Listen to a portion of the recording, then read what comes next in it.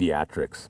I don't do that. I do adults. You know why? Because younglings are just little Jedi as far as I'm concerned.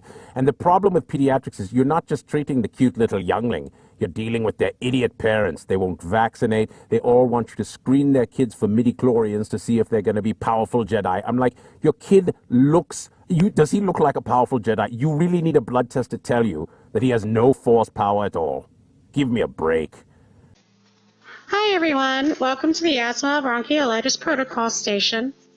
I'm Jen, and I'm going to highlight key elements to ensure your success with these protocols. Let's begin with the asthma protocol and examine those categories that we can observe when we enter a patient's room.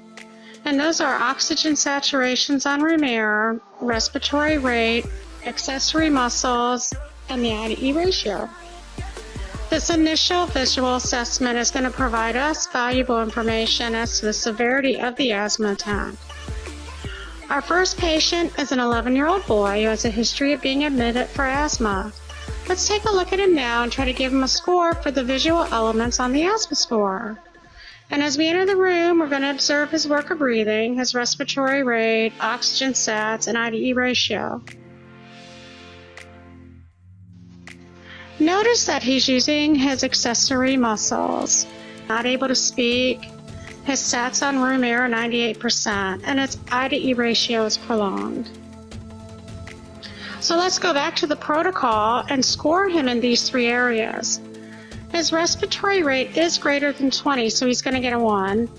And you can see that he's pulling in his neck and in his shoulders in order to take a breath. So his accessory muscle score is a 2.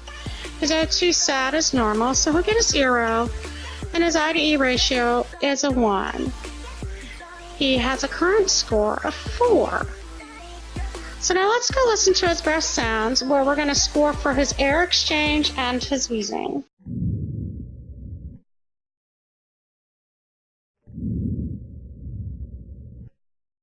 There were no audible wheezes. However, it doesn't mean that his breath sounds are clear.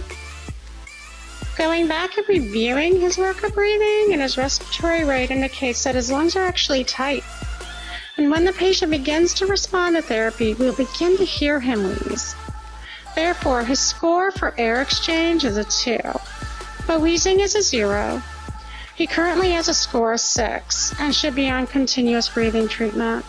Because of his work of breathing, he will score a 3 for the peak flow, and that indicates that he's too short of breath to perform. He now has a score of 9. When patients score 6 or greater, they'll be admitted to the PICU and placed on a continuous nebulizer and scored every 2 hours. For an asthma score between 1 and 5, patients can be admitted to the pediatric floor with treatments and scoring performed every 2 hours. Once the patient scores a 0, treatments can be scheduled every 4 hours with scoring until discharged. If your patient's score increases to a score greater than 5, interventions can be performed according to the written protocol.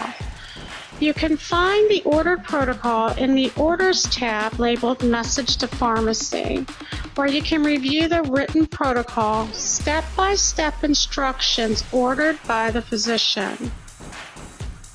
Peak flows are a critical element for the management of asthma.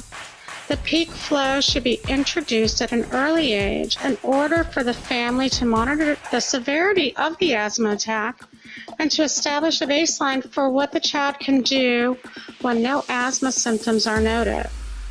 Prior to discharge, meter dose inhaler, return demonstration by family member or patient must be documented in the Education tab and Meta tab.